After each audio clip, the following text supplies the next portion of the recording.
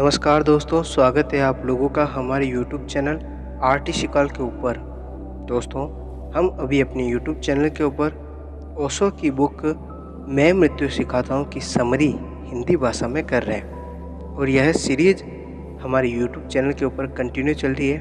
अब तक हमने इस सीरीज़ के कुल 33 एपिसोड अपनी YouTube चैनल पर अपलोड कर दिए और आज हम आप लोगों के लिए 34वां एपिसोड लेकर आए हैं।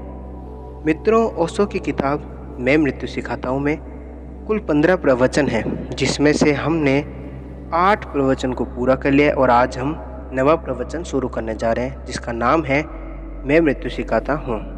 तो अगर आप लोगों ने पिछले एपिसोड नहीं देखे तो हम उनकी प्लेलिस्ट की लिंक अपने डिस्क्रिप्शन बॉक्स में दे देंगे। आप लोग वहाँ से उन एपिसोड को सुन सकते हैं। और इस एपिसोड को शुरू करने से पहले एक विशेष बात, हम लोग ओशो के वीडियोज़ अपलोड नहीं करते हैं, बल्कि हम लोग ओशो की बुक मैं मृत्यु सिखाता हूँ की ऑडियो बुक समरी कर रहे हैं, जिसका आज हम 34वां एपिसोड लेकर आए हैं। तो चलिए आपको लेकर चलते हैं ओशो की किताब मैं मृत्यु सिखाता हूँ की तरफ। मेरे प्रिय आत्मन, आज बहुत से सवाल जो बाकी रह गए हैं उन पर बात करनी है। एक मित्र ने पूछा है कि क्या मैं लोगों को मरने की बात सिखा रहा हूँ, मृत्यु सिखा रहा हूँ? सिखाना तो चाहिए जीवन। उन्होंने ठीक ही पूछा है। मैं मृत्यु ही बात, जो भी बातें करता हूँ मृत्यु की ही करता हूँ। मैं मृत्यु की बात ही सिखा रहा हूँ। मैं मरने की ही कला सिखा रहा हूँ, क्योंकि जो मरने की कला सीख लेता है वह जीवन की कला भी निष्णात हो जाता है। जो मरने के लिए राजी हो जाता है वह परम जीवन का अधिकारी भी हो जाता है। सिर्फ वे ही जो मिटना जान लेते हैं वे ही होना भी जान पाते हैं। ये बातें उल्टी दिखाई पड़ सकती है, क्योंकि हमने जीवन और मृत्यु को उल्टा और विरोधी मान रखा है। वे विरोधी नहीं हैं और न ही उल्टे हैं, लेकिन हमने उन्हें उल्टा मान रखा है। हमने एक झूठा कंट्राडिक्शन, एक झूठा विरोध उनके सामने, उनके बीच खड़ा कर रखा है। इसके बहुत घातक परिणाम हुए हैं। मनुष्य जाति को जितनी हानि इस विरोध की वजह से हुई है, उतनी शायद और किसी बात से नहीं हुई है। ये विरोध फिर बहुत तलों पर फैल गया है। जो चीज़ें इकट्ठी है उन्हें अगर हम खंड खंड, टुकड़े टुकड़े में बांट दें, और न केवल खंड खंड में बांटें बल्कि विरोध खंडों में बांट दें, तो इसका अंतिम परिणाम मनुष्य को सिजोफ्रेनिक, विक्षिप्त बना देने के लिए अतिरिक्त और कुछ भी नहीं कर सकता है।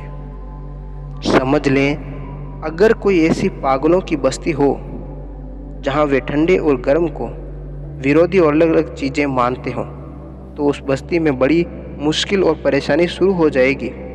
इसीलिए परेशानी शुरू हो जाएगी कि ठंडा और गर्म दो चीज़ें नहीं हैं, एक ही चीज़ की मात्राएं हैं। ठंडक और गर्मी दो विरोधी चीज़ें नहीं हैं, एक ही चीज़ की मात्राएं हैं।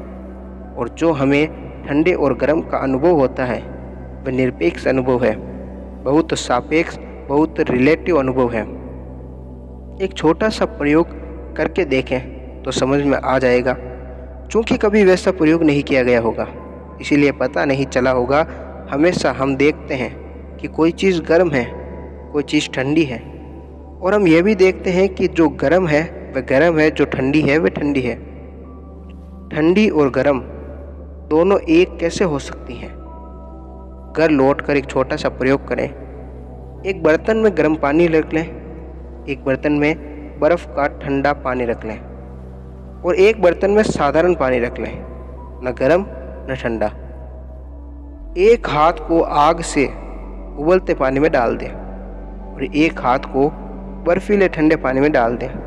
फिर दोनों हाथों को बाहर निकालें, बाहर निकालकर साधारण पानी में डाल दें, और तब दोनों हाथ अलग अलग खबर देंगे।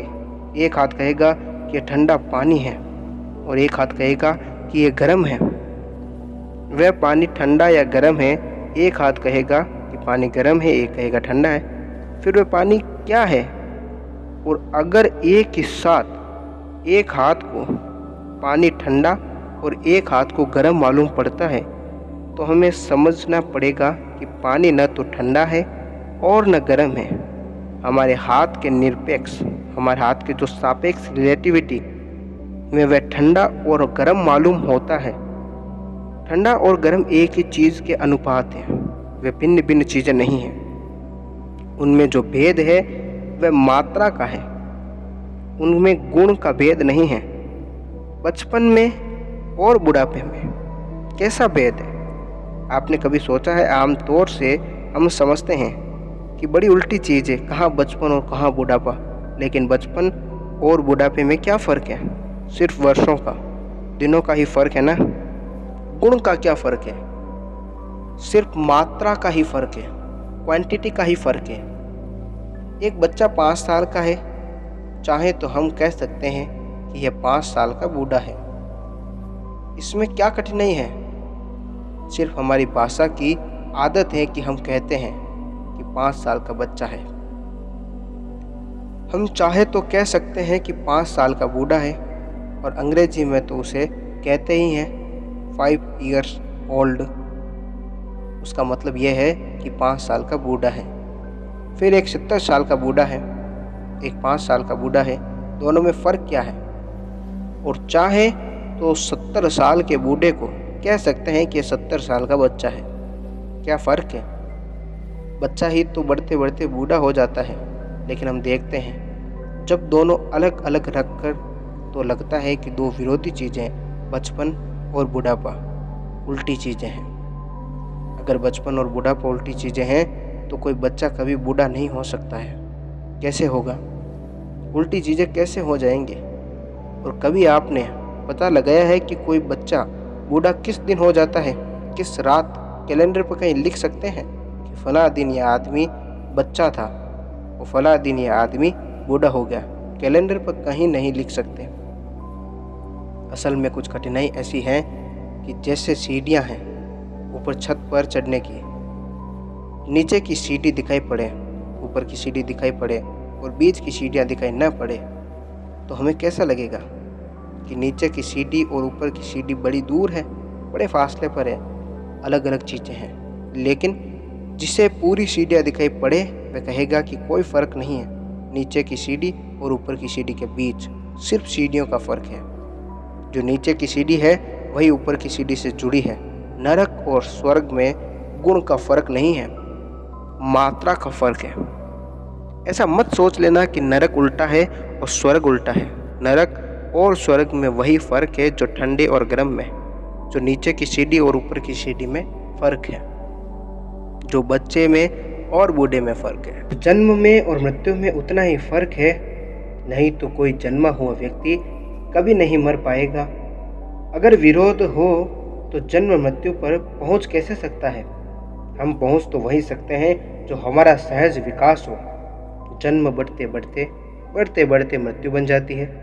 इसका मतलब यह है कि जन्म और मृत्यु एक ही चीज़ के दो बिंदु हैं। एक बीज को हम बोते हैं, वह बढ़ते बढ़ते बढ़ते बढ़ते पौधा बन जाता है, फिर फूल बन जाता है बीज में। और फूल में विरोध माना है कभी? बीज से ही तो फूल निकलता है और फूल बन जाता है। बीज में विकास है, बीज में ग्रोथ है। जन्म ही मृत्यु बन जाता है। लेकिन न मालूम कैसी नासमझी में, न मालूम किस दुर्दिन में आदमी को यह ख्याल बैठ गया है कि जन्म और मृत्यु में विरोध है। जीवन और मौत अलग अलग बातें हैं। हम जीना चाहते हैं, हम मरना नहीं चाहते हैं। और हमें यह पता नहीं है कि जीने में मरना छिपा है। और जब हमने एक बार तय कर लिया कि हम मरना नहीं चाहते हैं, तो उसी वक्त तय हो गया कि हमारा जीना कठिन और मुश्किल में पड़ गया। यह सारी मनुष्य जाति सिजोफ्रेनिक हो गई है। उसका मस्तिष्क खंड खंड में डिसइंटीग्रेट हो गया है, टुकड़े टुकड़े में टूट गया है। उसने टूटने का कारण है हमने सारे जीवन को खंड खंड में लिया और खंडों को विरोध में खड़ा कर दिया है। एक ही आदमी है, उस आदमी में हमने टुकड़े टुकड़े कर दिए हैं और टुकड़े टुकड़े में विरोध तय कर दिया कि ये विरोधी टुकड़े हैं। और हमने सब तरफ से ऐसा किया है, सब तरफ से ऐसा किया है हमने। आदमी से कहते हैं क्रोध मत करना, क्षमा करना, और ख्याल में भी नहीं है कि हमें कि हम समा और क्रोध के बीच सिर्फ मात्रा का भेद है। क्रोध और समा के बीच विरोध नहीं है, सिर्फ मात्रा का भेद है। वही डिग्री का भेद है जो ठंड और गर्मी के बीच है, वही जो बचपन और बुढ़ापे के बीच है। ऐसा कह सकते हैं कि बहुत कम हो गई समा का नाम क्रोध है। ऐसा हम कह सकते हैं कि बहुत कम हो गए क्रोध का नाम समा है। उनमें विरोध नहीं है, लेकिन मनुष्य की पुरानी सारी शिक्षाएं ऐसा सिखाती है कि क्रोध छोड़ो और समा वर्ण करो, जैसे कि क्रोध और समा विरोधी चीजें हैं। कि तुम क्रोध को काट डालो और समा को बचा लो। इसका एक ही परिणाम हो सकता है कि आदमी खंड खंड में टूट जाए और परेशानी में पड़ जाए, मुश्किल में पड़ जाए। पुराना सारा आधार कहता है कि काम और ब्रह्मचार्य उल्टी चीज़ें हैं। इससे ज़्यादा गलत कोई बात नहीं हो सकती। ब्रह्मचार्य कम से कम हो गया है, काम है। काम ज़्यादा से ज़्यादा उतरता है, कम कम होता हुआ ब्रह्मचारी है। उन दोनों के बीच जो फासला है वह दुश्मनी का और विरोध का नहीं है। ध्यान रहे, जगत में विरोध जैसी कोई चीज़ है ही नहीं। असल में विरोध जैसी चीज़ जगत में हो ही नहीं सकती। नहीं तो दो विरोधों को मिलाने का उपाय ही न रह जाएगा, मार्ग ही न रह जाएगा। अगर मृत्यु अलग हो गई और जन्म अलग हो तो जन्म अपने रास्ते पर चलेगा, मृत्यु अपने रास्ते पर चलेगी। पैरेलल लेकिन मिलेंगी कहीं भी नहीं। जैसे दो समांतर रेखाएं कहीं भी नहीं मिलती है, ऐसी जन्म और मृत्यु की कहीं भी मुलाकात न हो पाएगी। ये कैसे संभव है? जन्म और मृत्यु घुले मिले हैं, एक ही चीज़ के दो छोर हैं। जब मैं ये कह रहा हूँ तो मैं असल में यह कह रहा हूँ कि आने वाले भविष्य में अगर मनुष्य को विक्षिप्त होने से, पागल होने से बचाना हो तो पूरी जिंदगी को स्वीकार करना पड़ेगा, पूरे को और पूरे को। उससे कोई खंड काट कर विरोध में खड़े नहीं होना पड़ेगा। और यह बड़े आश्चर्य की बात है कि जो कहता है कि काम ब्रह्मचार्य से उल्टा है, तो काम को काट डालो, तो वह काम काट डालने की चेष्टा में नष्ट हो जाएगा। ब्रह्मचार्य को कभी भी उपलब्ध नहीं हो सकता है। काम को काट डालने की चेष्टा में चित्त काम पर ही अटका रह जाएगा। ब्रह्मचार्य कभी उपलब्ध होने वाला नहीं है और उस व्यक्ति का चित्त अत्यंत तनाव में, परेशानी में पड़ जाएगा। उसकी मौत हो गई, उसकी जिंदगी दूभर हो जाएगी, वह बोझिला हो जाएगा, वह जी ही नहीं पाएगा, एक क्षण नहीं जी पाएगा, वह कठिनाई में पड़ जाएगा। और अगर ऐसा समझा जाए जैसा मैं कह रहा हूँ, वैसा ही तथ्य है कि काम और ब्रह्मचार्य में नीचे की सीढ़ी और ऊपर की सीढ़ी का संबंध है। काम पर एक कदम रखते रखते आदमी ब्रह्मचार्य में प्रविष्ट हो जाता है। वह काम की ही कम से कम होती गई मात्रा है, कम से कम होती गई मात्रा है उस जगह जहाँ करीब करीब ऐसा लगता है कि सब शून्य हो गया, वह आखिरी छोर आ गया है। तो फिर जीवन में विरोध नहीं होता है, तनाव नहीं होता है, फिर जीवन में अशांति नहीं होती है, फिर जीवन सहज हो सकता है। मैं जो विचार आपसे कह रहा हूँ वह सहज जीवन को जीने का है। वह सब पहलुओं पर अत्यंत सहजता से है, लेकिन हम कहीं भी उसको सहजता से नहीं जी पाते हैं, क्योंकि हम उसे असहज बनाने की तरकीब सीख गए हैं। अगर हम किसी आदमी को कह दें कि तू सिर्फ बाएं पैर से चलना, क्योंकि बाएं पैर में धर्म है और दाएं पैर में अधर्म, दाएं पैर से मत चलना। और अगर वह आदमी यह समझ ले, और समझने वाले मिल सकते हैं, क्योंकि हर तरह की नासमझियों को समझने वाले सदा मिल गए हैं। ऐसे आदमी मिल जाएंगे जो इस बात के लिए राजी हो जाएंगे कि बाएं पैर से चलना धर्म है और दाएं पैर से चलना अधर्म है। तब वे दाएं पैर को काटने लगेंगे और बाएं पैर से चलने लगने की कोशिश करेंगे। वे कभी भी न चल पाएंगे। दाएं और बाएं दोनों पैरों का मेल चाल चलाता है हमें, कोई एक पैर नहीं चलाता है। यद्यपि प्रति बार जब उठता है तब एक ही पैर उठता है। यह भूल हो सकती है, क्योंकि जब भी आप उठाते हैं तो एक ही पैर उठाते हैं। इसीलिए भूल हो सकती है कि इस बात की कि चलते हैं एक पैर से, क्योंकि जब उठाते हैं तो एक ही पैर उठाते हैं। लेकिन पता नहीं है कि जब एक उठता है तब उसके उठने में वह जो दूसरा खड़ा है वह उतना ही सहयोगी है जितना उसका उठना। जो रुक गया है, जो ठहर गया है, वह उतना ही आधार है। जिस दिन कोई ब्रह्मचारी को उपलब्ध होता है, उस दिन ठहर गया काम उतना ही आधार होता है जितना बायां पैर जब उठता है और दायां पैर खड़ा होकर उसका आधार हो जाता है। अगर दायां न हो तो बायां न उठ पाएगा। ठहर गया काम ब्रह्मचारी के लिए कदम बनता है, और ब्रह्मचारी का कदम उठ इसलिए सकता है कि काम का कदम ठहरा हुआ है। लेकिन काम के कदम को काट डालो, जड़ से तोड़ डालो तो काम कट जाएगा, पर ब्रह्मचारी उपलब्ध नहीं होगा और मनुष्य अधर में लटका हुआ रह जाएगा। जैसा कि सारी पुरानी शिक्षाओं ने मनुष्यता को अधर में लटका दिया है। जिंदगी में जो हमें दिखाई पड़ रहा है वह सब दाएं और बाएं कदम है, वह सब दाएं और बाएं पैर है। यहाँ जिंदगी में सब इकट्ठा है, एक ही बड़े संगीत के स्वर हैं। इससे कुछ भी काटा तो कठिनाई हो जाएगी। कोई आदमी कह सकता है कि काला रंग बुरा है। लोग हैं कहने वाले कि काला रंग बुरा है तो शादी में काली साड़ी न पहनने देंगे, और कोई मर जाए तो काला कपड़ा पहनेंगे। काले रंग को बुरा कहने वाले लोग हैं और सफ़ेद रंग को पवित्र कहने वाले लोग हैं।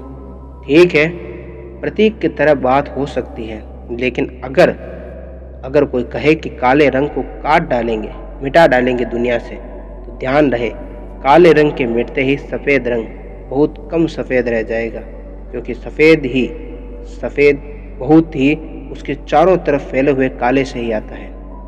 इसी को सफ़ेदी कहते हैं। स्कूल में बोर्ड पर शिक्षक लिखता है तो काले बोर्ड पर लिखता है सफ़ेद खड़िया। पागल है? सफ़ेद दीवार पर क्यों नहीं लिखा जा सकता है? सफ़ेद दीवार पर लिखा जा सकता है, लेकिन पढ़ा नहीं जा सकता, क्योंकि वह जो सफ़ेदी उभरती है वह पीछे के काले से उभरती है। असल में सफ़ेदी के उभार में काले का हाथ है। जिसने काले की दुश्मनी की उसका सफ़ेदी में फीका हो गया। यह ध्यान रखना, जिसने क्रोध का विरोध किया उसकी समा एकदम नपुंसक इम्पोर्टेंट हो जाएगी, फीकी हो जाएगी, क्योंकि समा में जो बल है वह क्रोध का है। वह जो क्रोध कर सकता है उसमें ही समा का बल है। जितना बड़ा क्रोध उसके भीतर जग सकता है, उतनी ही बड़ी समा की यात्रा हो सकती है। और उसकी समा में जो रौनक आएगी वह रौनक आएगी क्रोध के तेज से। अगर क्रोध नहीं तो समा बिल्कुल बेरौनक हो जाएगी, एकदम मुर्दा और मरी होगी। और अगर किसी व्यक्ति को काम कट जाए, उसके काटने के उपाय हैं, लेकिन ध्यान रहे तब वह ब्रह्मचारी नहीं हो सकेगा, सिर्फ नपुंसक हो जाएगा। और इन दोनों बातों में बुनियादी फ़र्क है। काम को काट डालने के उपाय हैं, लेकिन काम को मिटाकर कोई ब्रह्मचारी नहीं हो सकता, सिर्फ इम्पोर्टेंट होगा। हाँ, काम को रूपांतरित करके, काम को स्वीकार करके, उसकी ऊर्जा को आगे की यात्रा पर ले जाकर कोई ब्रह्मचारी को उपलब्ध हो सकता है। लेकिन ध्यान रहे, ब्रह्मचारी की आंखों में जो तेज है वह काम की ही शक्ति का तेज है। शक्ति वही है, वही शक्ति का रूपांतरण हो गई है। तो मैं आपसे यह कह रहा हूँ कि जीवन में जिनको हम विरोध कहते हैं, विरोध नहीं है। जीवन एक बहुत रहस्यपूर्ण व्यवस्था है। उस रहस्यपूर्ण व्यवस्था में विरोध खड़े किए गए हैं ताकि चीज़ें हो सकें। कभी आपने देखा है एक मकान बन रहा है, उस घर के सामने ईंटों का ढेर लगा है, सब ईंटें एक जैसी हैं। फिर आर्किटेक्ट है, मकान बनाने वाला, वह वास्तुशिल्पी है, इंजीनियर है। फिर मकान पर एक आर्च बना रहा है, एक द्वार बना रहा है, एक गोल दरवाज़ा बना रहा है। वह ईंटों को विरोध में रख देता है। एक सी ईंटें थी, वह ईंटों को एक दूसरे के खिलाफ रख देता है। दरवाजे पर और खिलाफ में रखी गई ईंटें एक दूसरे को संभाल लेती है। ये सब ईंटें एक जैसी थी, उनमें कोई फ़र्क नहीं था। अगर उनको वह ख्याल एक जैसा रखते तो आर्च न बनेगा, दरवाज़ा फौरन गिर जाएगा, क्योंकि एक जैसी ईंटों में कोई बल नहीं होता, क्योंकि रेजिस्टेंस नहीं होता है। जहाँ विरोध हो जाता है वहाँ बल आ जाता है। सब बल विरोध से पैदा होते हैं, सब ऊर्जा विरोध से पैदा होती है। जीवन में जो ऊर्जा पैदा हुई है, जो शक्ति पैदा हुई है, जो एनर्जी पैदा हुई है, उसका सूत्र है विरोध। लेकिन जो ईंटें हैं वे बिल्कुल एक जैसी हैं, उनको विरोध में रखा गया है। वह जो परमात्मा है वह आर्किटेक्ट है जीवन का। बहुत होशियार है। वह जानता है कि जीवन एकदम ठंडा हो जाएगा, एकदम विलीन हो जाएगा अगर ईंटें विरोध में न रखी जा सके। तो उसने ईंटें विरोध में रख दी। क्रोध की ईंटें समा की ईंटें हैं और काम की ईंटें ब्रह्मचारी की ईंटें हैं। वे विरोध में रख दी गई हैं और इन दोनों के विरोध से रेसिस्टेंस में शक्ति और ऊर्जा पैदा हो गई। वह ऊर्जा ही जीवन है। उसने जन्म और मृत्यु की ईंटों को जमा कर रख दिया और उन दोनों से मिलकर जीवन का द्वार बन गया। अब कुछ लोग हैं जो कहते हैं हम जीवन की ईंटें ही स्वीकार करेंगे और मृत्यु की ईंट को स्वीकार नहीं करेंगे। मत करो, न करोगे तो उसी वक्त मर जाओगे, क्योंकि तब एक सी ईंट रह जाएगी, जीवन जीवन जीवन की ईंट रह जाएगी, फिर उसी वक्त गिर जाएगी। यह भूल बहुत बार दोहराई जा चुकी है। इससे कोई 10,000 साल से व्यक्ति बुरी तरह पीड़ित और परेशान है। वह कहता है हम एक सी ईंटें रखेंगे, विरोधी ईंटें नहीं चाहिए, विरोध को हटा दो। वह कहता है कि या तो परमात्मा को मानेंगे या परमात्मा को नहीं मानेंगे, फिर हम संसार को ही मानेंगे। वह कहता है परमात्मा है तो संसार है ही नहीं, हम संसार को मान ही नहीं सकते। वह कहता है हम जंगल चले जाएंगे, हम बाजार में खड़े नहीं हो सकेंगे, हम दुकानें पर नहीं बैठ सकते, हम सन्यासी हो जाएंगे, क्योंकि हम परमात्मा को मानते हैं और वह परमात्मा की ही ईंटों से संसार को बना लेते हैं। तो ख्याल करें, अगर भूल चूक से कभी दुनिया का दिमाग बिगड़ गया है और सारे लोग सन्यासी हो जाएं तो क्या परिणाम होंगे। ठीक उसी दिन एक दिन भी आगे नहीं चलेगा मामला, उसी दिन पृथ्वी राख हो जाएगी। आज के लिए इतना ही। मिलेंगे हम आप लोगों से अगले एपिसोड में। तब तक आप लोग अपना ख्याल रखें।